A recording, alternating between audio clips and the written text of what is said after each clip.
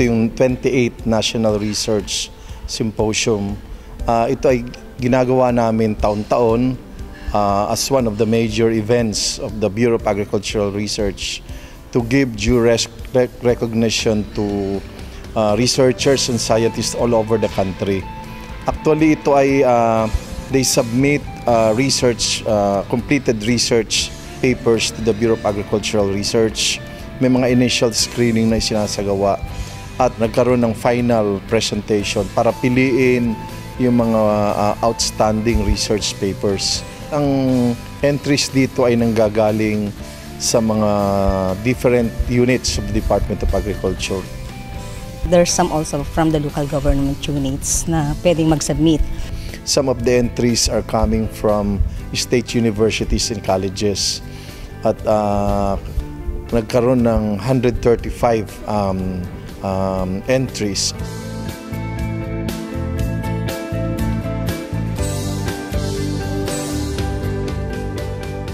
From there, we could already identify the finalists and winners.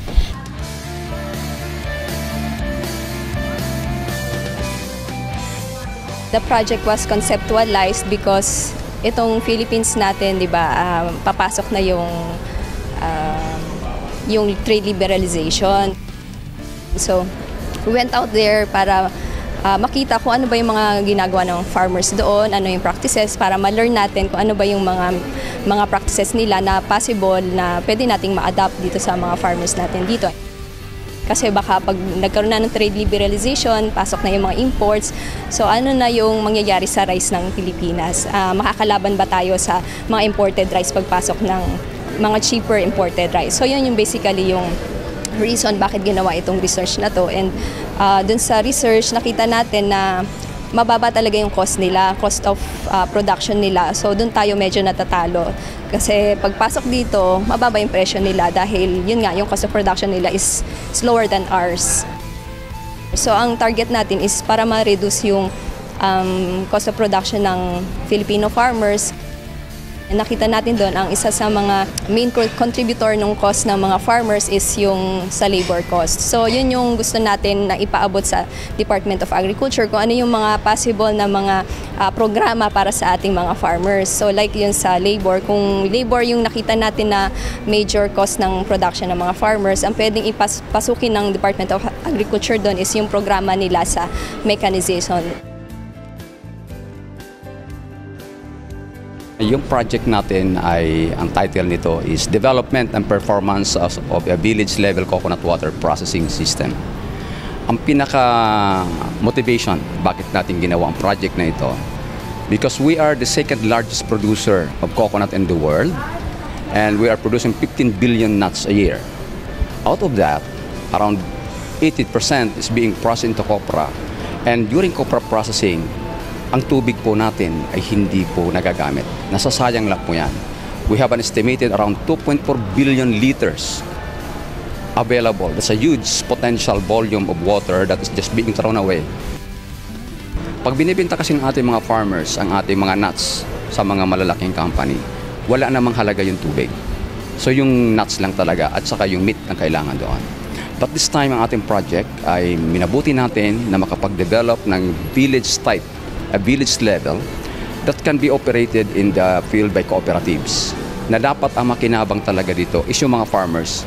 Yung kanilang processing, like for example, pag gumawa sila ng pagkukopra nila, bago pa nila makopra ito, dapat makuha nila ng tubig.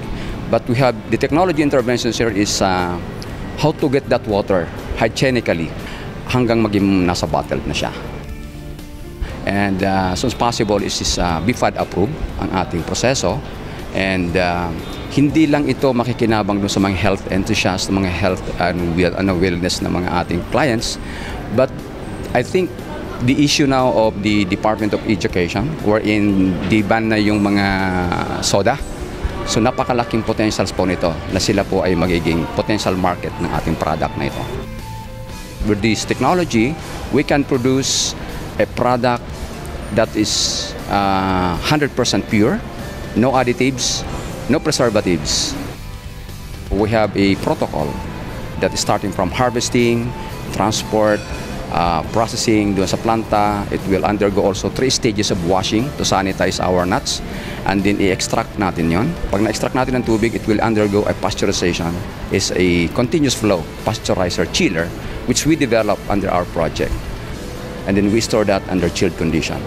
So yung product natin ay pwede na po ito yung ibebenta natin. We won a gold award, and then that is 100,000 peso cash. And there's, I think, another 1 million grant for us to use that for our research program. So I think we can use this for enhance, no? To further study of the shelf life, particularly of our product, and also some packaging. Our research is anchored on the Biofuel Act of 2006. This is all about building an inclusive and sustainable village-scale bioethanol industry. The current problem in the biofuel industry now is the shortfall of the local bioethanol supply in the Philippines, and the main problem is the non-sustainability of feedstock. So ang ginagawa namin dito, we are just trying to look onto other possible feedstock that would help augment the local production of ethanol in the Philippines. Ang Pilipinas ngayon ay nangangailangan ng 381 million liters of ethanol to meet the 10% blending of ethanol with gasoline.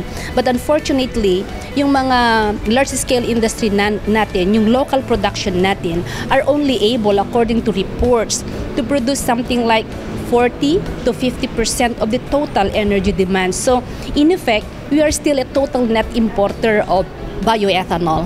And not only that, gusto namin yung mga farmers ay kasama sila, we make it inclusive. So, hindi nilang sila yung taga-tanim, hindi nilang sila yung taga-harvest ng raw material at ititinda, kundi sila na rin yung mag-process. So, we are building a commercial model wherein we are going to build a distributive village-scale bioethanol industry to pilot areas, of course, based on our feasibility studies now, where we can empower the farmers, manage their own business, and then sell this higher value product of 95% ethanol to large-scale industries for further dehydration before they are being used and blended for gasoline.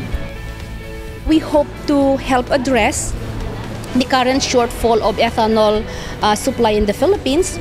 We hope to help improve the quality of the environment, and we hope to create opportunities for socio-economic development in the countryside.